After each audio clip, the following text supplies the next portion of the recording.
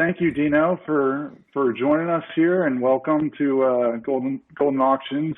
Just wanted to touch base with you on some TCG. Hey, thanks for having me. Yeah, no problem here. So, before we get started on some of the stuff going on in the auction and some different products and getting your opinions on things here, I just wanted to touch base on you and kind of get a feel for what you do and what made you successful, and kind of what gets you involved with TCG and or all these products that people love. Oh boy, it's kind of a long story. Well, so I'm a YouTuber for Dragon Ball content actually, and in the process of being a YouTuber, I somehow ended back in Pokemon because it all comes full circle at the end of the day. Because it's like if you grew up with Dragon Ball Z, you grew up with Pokemon, you grew up with Digimon, you grew up with Yu-Gi-Oh! It's all basically in the same realm. And back in 2016, right when Evolutions came out, I came back, bought a box, and then fast forward today, I somehow fell deep in the hole. Yeah, I mean, 2016 was such a big year for Pokemon, especially with Pokemon Go and everything like that. And, Evolutions to me was just awesome. Like just the throwback cards to everything, kind of having some of the promo cards in there too, different stuff. I mean, just a great box to break, an awesome product for sure. It's the best thing that they could have done at the time because, again, it brought back a lot of us that grew up with it. Especially, like I said, bringing the reverse foil to the base Charizard, that was really cool. A lot of cool stuff to there. So, of the three major TV series that we have, Pokemon, Dragon Ball Z, and Yu-Gi-Oh!, which would you say is your favorite? Definitely Dragon Ball Z, because that's always going to have a special place in my heart of the three. But I was super addicted to Yu-Gi-Oh! The series when I was a kid. Ironically, I never got into the Pokemon anime. Like, I watched it here and there, but it was never one of those things that I was feeding. With Yu-Gi-Oh!, I feeded it every Saturday morning to see what's going to happen next, with Battle City and Merrick and everything. I love that entire arc. But then Dragon Ball Z was just like that staple of my childhood. It's just one of those things that, since I was like 10 that I had in my life up until today. So I got to say Dragon Ball Z is the top for me. Yeah, I mean, Dragon Ball Z was great. I would have to say that Dragon Ball Z was my favorite as well. The Pokemon animation series, they were great and everything, but honestly, the game, that was really what took me off on that series. Yeah. And, it's interesting to see Dragon Ball Z getting some cards and having some love with their new products. And, we actually have a 2018 trophy card set that's going to be really exciting, and being that it's such a new brand of cards, and being that it is from 2018, it's amazing the money it's bringing. It's one of those things that I think everyone was really waiting for it. I was saying this the other day. I made a video a couple of weeks ago about it, but we had that Black Label Son Goku Awakened Power sell for $90,000, which is crazy for a modern day card. We're not talking about sports or Pokemon. We're talking about Dragon Ball Super, which is still technically a new series. And for a card that came out in 2018 to sell for that kind of money, granted it was Black Label, it's still kind of crazy to me. Yeah, I mean, we're not talking about something like this that was hanging around on the shelf, 20 plus years ago. We're talking about something that is brand new. I mean, this is stuff, but I think the hobby has really responded when it comes to Dragon Ball Z, and I think it's something where it's got a lot of growth as far as even more users. Once we kind of set a record in that area with this sale, I think you're going to see a lot of people kind of move over from Pokemon and Yu-Gi-Oh!, which, obviously they all kind of go together anyway. I don't think really anybody that's a fan of one absolutely hates the other. They obviously have favorites, but at the same time, it's just like that time period of the late 90s. Yeah. The thing that I like about the Dragon Ball Super card game in general is they got the art right. Because I remember growing up, we had the scorecards, the Panini cards, but there was just something about them that didn't really stick to me. Because with Pokemon, it's Pokemon was just iconic, As basic as these arts were, it's just there's something about Pokemon cards that the first time you held it as a kid, you automatically fell into it. But with Dragon Ball cards growing up, it just never really stuck. But with this DBS TCG that they released in 2017 now, they got it right. And I'm excited to see it grow, because it's funny, because I remember I was actually one of the first people to get DBS cards graded. And I remember originally PSA sent the cards back to me. They were like, yeah, we're not graded. This is too new of a set. And I remember the conversation I had with them. I was like, just hold on to it. don't send it back to me. We'll figure something out. And they literally held, back when they would like grade cards in like a week, they held my DBS submission for like 4 months before they realized, hey, we can actually grade this now. And I remember thinking like, will this ever take off in the collector space? Because it's like, because you got Pokemon, you got sports cards, you got Yu-Gi-Oh! Will people actually like facilitate towards Dragon Ball Super? And they did. And I think it's mostly to thank because of the Turner Power Box that came out in 2018 when they had that Goku, that it was like a 1 in 12 booster box pull rate that not only was super playable, it was basically got like the Exodia of the game, but also the art was great. It was an iconic form for Goku. And just seeing how far that space has come along to me is just super exciting. One of my favorite artworks on a card, you know, that one is just so awesome with the explosion in the background and everything like that. That artwork is really captivating. You know, that was one of the things I wanted to ask you too, as somebody who opens a lot of boxes, who obviously sees a lot of cards and handles them. Which series do you think has the best artwork? If we're talking about Dragon Ball, definitely got to go with, actually, that's a tough question for Dragon Ball because the art only gets better. I personally like the signature cards the most for Dragon Ball Super. But if we're talking about art overall, I gotta go with Neo Genesis. This is by far always been my most favorite. Like, it's maybe just because I grew up with second gen the most and Pokemon Silver, but something about, you know, this card right here itself is just beautiful to me. So by far my most favorite set, hands down. Like, I know people love their Neo Destiny, some like the Neo Revelations, but to me it's all about Neo Genesis. We actually have one of those in a PSA 10 first edition in the auction. So excited to see what Lugia does. And I mean, this second generation was a better game. I mean, in my opinion, it was a better game. Obviously, the first generation is going to be historic, and it's something where, you know, it will always have a place. But it's one of those things. Second generation really was more playable, and they did. In my opinion, it's the best Pokemon game. So I mean, 100%. I don't fault people for liking that. I personally like the Deoxys because I like the gold rims. You know what I mean? It's one of those weird things that Pokemon kind of took a weird gamble on, and it wasn't really something you saw in other cards at that time. And I really like that artwork there. And I mean, that's more so the formation of the card than the artwork, but that would be the one for me. I really like those. So, you know, as far as stuff in your personal collection, obviously you've shown a few things here. Is it something where you are still looking to acquire stuff? You are always adding things. You're always getting rid of things. I mean, is it fluid? Is it just growing? I mean, like, what are we dealing with here when we're talking about your collection? I'm in this weird space right now with Pokemon specifically because I've hit my goals. My biggest goal when I came back in 2016, well, originally was I wanted to get every single Charizard, and I remember thinking like, these prices are crazy. So I said no. So then I focused on two other Pokemon. I focused on Mewtwo, and I focused on Lugia. And Lugia was like, I remember I was buying up every single first edition Neo Genesis Lugia that popped up on Troll and Toad on eBay. I got to a point where I literally had about 30 PSA 9s that I graded myself. And then the magical moment happened in 2018 when I actually pulled one and it graded a 10. I still have that one. That's by far my favorite card in my collection. I will never get rid of it. After that, I was just like, well, what's next? So I focused on Shadowless Charizard. And the 10 is kind of unreachable right now. But I have a 9. Such a rare card. Yeah, I have a 9, I have a 7, and an 8, and I got this 8.5 that I got last week, and I'm kind of like done with that. So I guess I'm focusing a bit more on modern day than anything, just because like I kind of got all the cards that I wanted from my childhood. But I know you have something you're going to have at this auction, and that is a sealed copy of Red. I've gotten into graded games. I mean, you can kind of see in the background. I started buying graded games about 2 years ago, and like, I mean, not graded games, sorry, sealed games. I've never gotten them graded yet, but I got some of these that I've been going after now, and like Mario games have been like my big focus right now.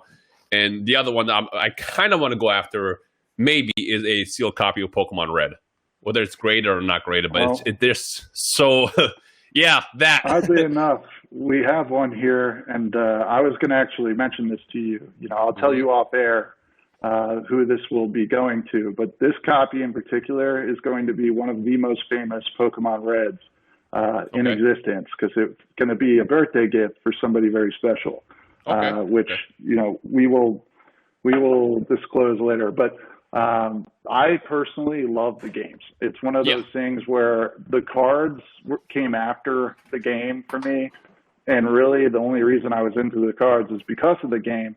And so when I see the sealed games, it's really something that throws me back. And the artwork, that seems to be something that's awesome.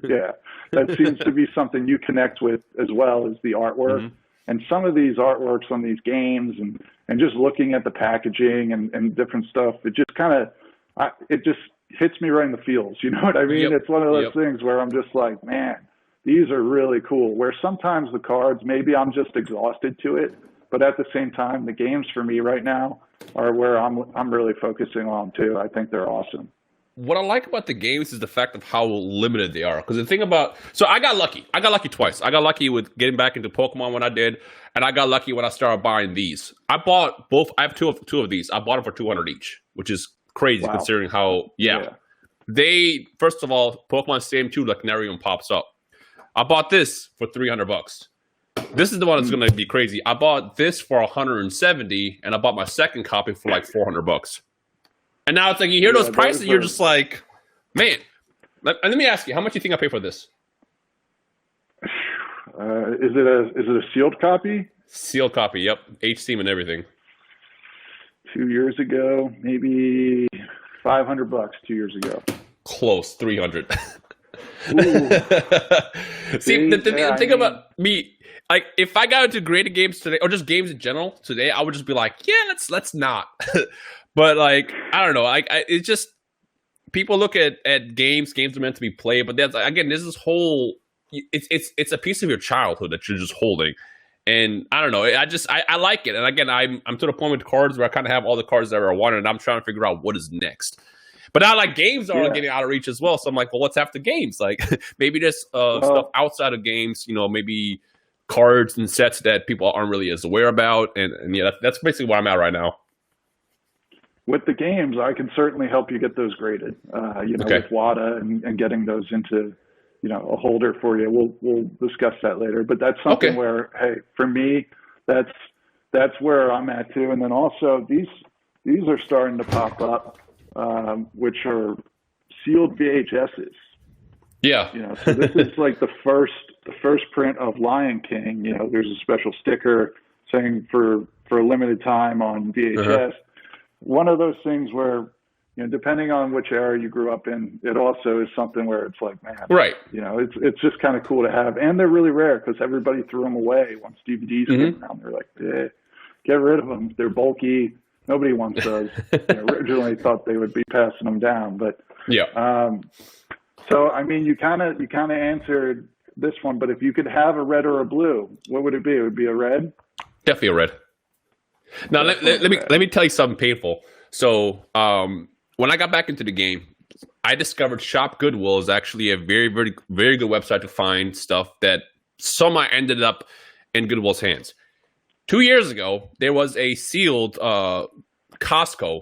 Either it was Costco or Sam's Club, I don't remember. It was a bundle of like the guide and then Pokemon Red, and it was a first print. It sold for $1,200. I remember at the time thinking like, that's fine, I'll buy it again. That same exact game that someone bought at Goodwill, they listed on eBay the next day for like $5,000 and it immediately sold. And I remember thinking like, I just lost this by like a second because it got sniped. And I remember thinking like, it's not that big of a deal. That's going to haunt me forever. And I literally let that go. $1,200 for a Sam's Club Costco bundle with the game guide and everything. It's just, I can't believe we let that go. And if, playing the game, you knew that guide was literally gold. That guide was so important. Like trying to get through the rock tunnel and some of these different places in the game, and like the electrical factory, and like some of the tough parts in the game. It was just if you didn't have that thing, and as a kid you were just like, I gotta beat this. Everybody else has got Mewtwo already. It's like, so that is one that for sure brings me back to, because that guide, shoot, that thing was almost as valuable as the game when it got down to it. So it seems like of all the cards and the games and everything right now, your interest is more so in the games. And so I see a lot of N64 games. Is that kind of where your heart lies, I guess you would say? That and Super Nintendo, which is kind of funny because I was too young at the time when the Super Nintendo was out. But something about the Super Nintendo era is also still has a special place in my heart, you know, with like Mario World and stuff like that. But mostly I want to say I'm in the Nintendo 64 era where I grew up. Sure. So being an N64 guy myself, what do you consider the grail of N64? What do you think is the best game? The best game or the grail? So we got Conker's Bad Fur Day back there. This is my favorite game, probably almost of all time. And then the actual grail, I got a copy of Mario 64 sealed as well. That also needs to be graded. So again, if we can figure that out, we can talk about that afterwards. But definitely, I want to say Conker's Bad Fur Day and Mario 64 for me. Great. So no GoldenEye, huh? Don't think GoldenEye could be it. So it's weird. I grew up with GoldenEye. It was also one of my favorite games growing up. But for some reason, I don't want a sealed copy of it, or like a copy of it in general. And I don't know why. Maybe because I just played too much of it. No, because that wouldn't make any sense. I don't know. I've just always been more about Mario and more of the iconic characters like that. And that's not to say that James Bond isn't iconic. He absolutely is. It's just GoldenEye for me is just not a game that's kind of like a target for me right now. Yeah, it doesn't translate as well either. It's one of those games that, like, over time, it doesn't have the playability, but it's so great. It's almost like The Matrix. Like, if you watch The Matrix now, it doesn't have the same impact if you watch The Matrix in the movie theaters, you know? And just, like, with the special effects at that time, you watch it now, you're kind of like, where, like, Mario 64, you could still get on and play that game. And, I mean, even just listening to the theme music, it gets stuck in my head instantly because I'm like, oh, man, I'm X years old again. I think that's the best way to describe it. So, yeah, I agree. Of the stuff that I kind of presented to you, was there anything you didn't really know exists, like the VHSs? Did you know that was a thing or something? That's a new one for me.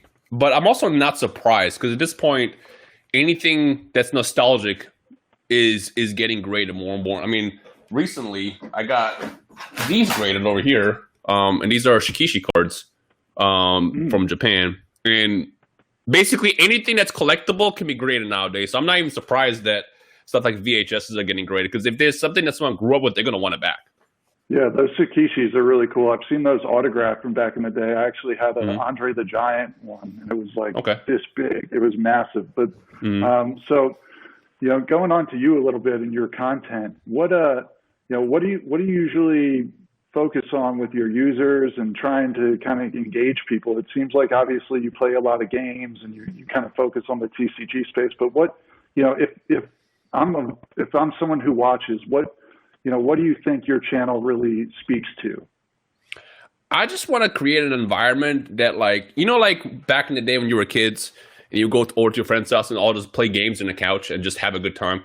That's probably the best way to describe the channel that I built on, like, my main channel. Is I just want to play those games, like the Dragon Ball games and things like that, and recreate those environments that I grew up with. And that's probably, I'd say I did an okay job doing that because that's basically like my big focus.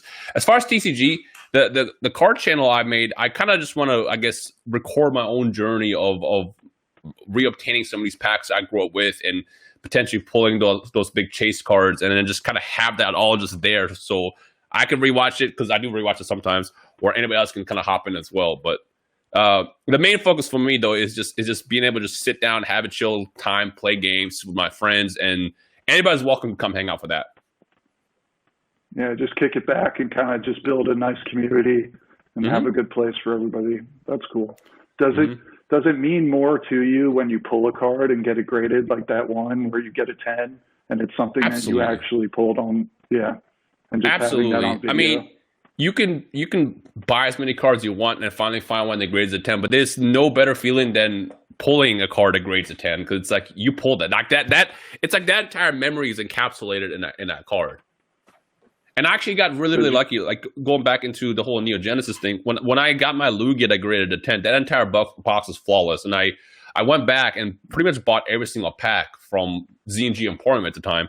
it was like $90 a pack, something like that, which is kind of crazy considering how much more expensive Neo Genesis is today. But every holo that came out of that box graded a 10. The Lugia, the Feraligatr, the all the other side ones as well, and that's unheard of for Neo Genesis because of how awful the print was. I felt like I was meant to come across that box.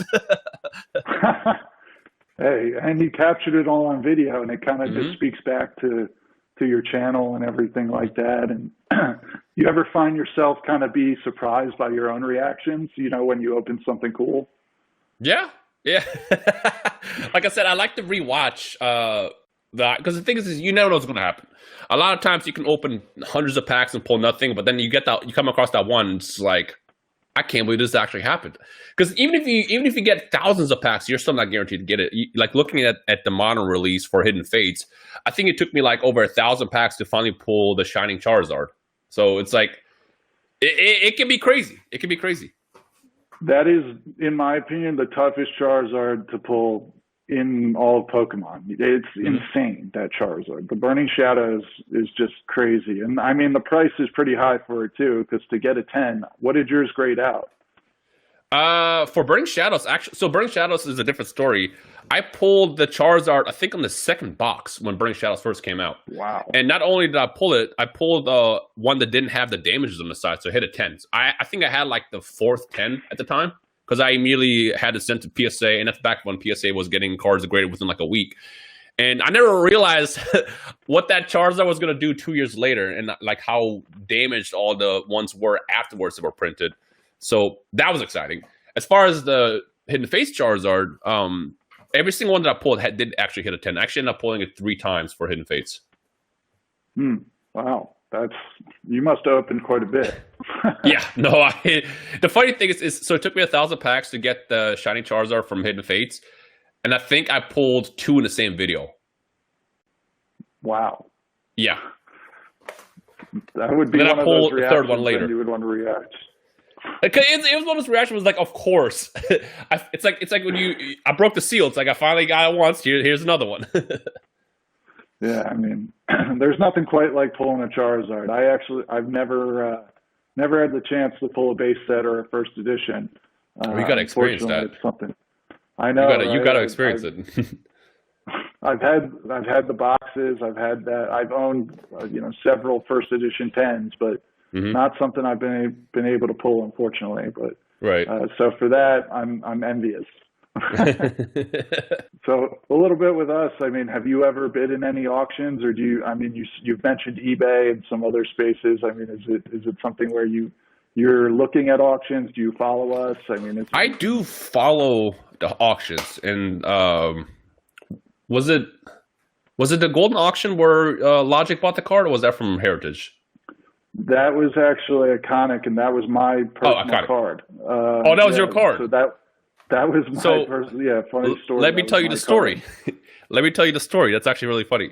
So I got Logic back into Pokemon back, a year ago now? And I remember he calls me up one day, goes, "What's the best card?" I was like, "Oh, that's the first edition Shadowless, but you're not going to want to get that. It's expensive." He goes, "I want it." I'm like, well, it's not one of those things where you can just get it, because they almost never go on sale. And I think at the time they had like 2 sales within a year. He goes, "Well, if you find one, just let me know and we'll figure it out." That's when the Iconic one popped up, and I'm like, it's here, but it's going to be expensive. He goes, "How much?" I was like, "I don't know." He goes, "I just bid 180 on it." I'm like, "Okay, well, it looks like I guess you really do want it."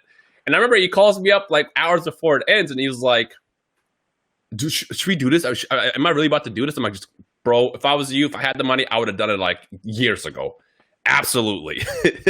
And then one thing led to another, and then now he of course has it, and he's super happy about his purchase. But that's actually funny that it came from you. Yeah, it's a crazy story, because like you mentioned, there wasn't any that came up for like at least a year, I would say. And so it was really risky to sell it. I felt the momentum of the market, and I was kind of like, hey, let's give this a shot. I mean, I've had this for a long time. I feel like somebody else would really enjoy it. And it was something that really boomed the Pokemon market. As soon as that sale happened, I feel like it went just insane. And so it's interesting to kind of hear both sides of that.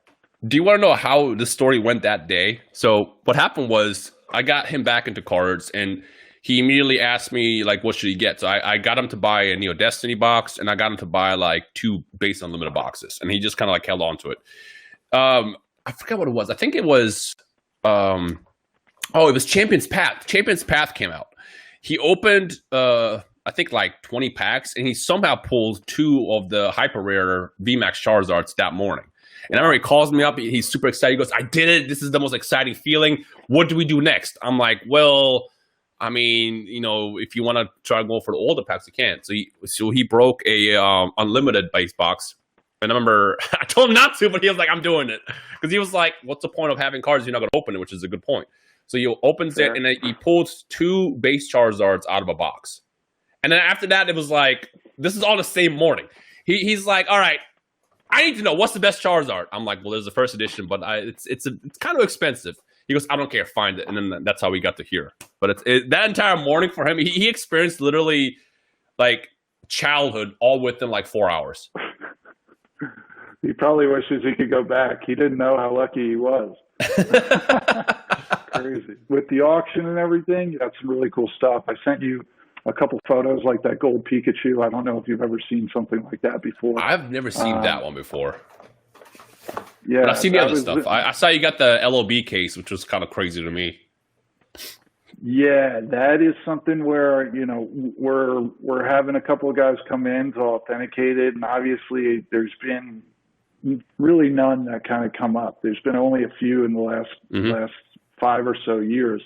So it's going to be really interesting to see where that one goes. I think a breaker or somebody might buy it and, might be able to complete a first edition Legend of Blue Eyes set in 10s. I mean, I know there's a couple people trying to do that. I don't think anyone has accomplished that quite yet from what I've heard.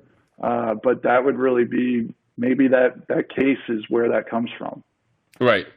I was going to say, Yu-Gi-Oh! I feel like is in that spot where it hasn't fully caught on yet. Obviously, stuff is expensive in the Yu-Gi-Oh! Scene as well. But, like, it's still very early. So it's like, if everyone's going to hop on Yu-Gi-Oh!, this is the time to do it, because I feel like Yu-Gi-Oh! Is just going to go to the moon next, and it's just going to be unreachable. I actually got I got 2 LOB boxes that I got 2 years ago. It was expensive, but it's pretty cheap. I got it for like $5,000. And I remember thinking, like, if I don't say yes now, I'll never have a chance again. And I'm so happy I did, because again, it's with how everything's been in the card scene and the collectible scene for the past 2 years. It's a lot of the stuff is just super unreachable. So that's why I feel like a lot of people might have like FOMO when it comes down to like coming across certain things. Because like, if I don't get it now, will I be able to get it later? And it's like I don't know. I'm just happy that I did. Yeah, and it's weird when you've been in it for a long time, because you actually do understand the rarity. Somebody like Logic pulling all those Charizards, it seems like it's so easy, but coming across some of this stuff is legitimate treasure. That's what I tell people. It really is treasure, and sometimes in these conditions, like a case like that to even exist this many years later, it's crazy. It's something where hopefully somebody gets to enjoy that thing, and we're really excited to offer that. So for our bidders and everybody, where can they watch you and kind of get your content and learn more about you? You can just on YouTube, just Rhymestyle, and then you can also do Rhymestyle Pokemon, and then you'll find my card channel that way. But all my content is basically on YouTube, and then I'm also on Twitch as well. But I'm mostly a YouTube guy. Cool, man. Well, I enjoyed my time with you. Hopefully we can do this again, and I appreciate just hearing your opinions on everything and kind of getting your insight. And obviously that Logic story was crazy. I mean, who would have thought that? Small world. Talking to the 2 people that kind of connected that sale that was such a huge sale in Pokemon and really helped take off the market as it is today. So I appreciate it. It was really cool speaking with you. You as well. Thank you for having me. All right, no problem. Take care, man. See you.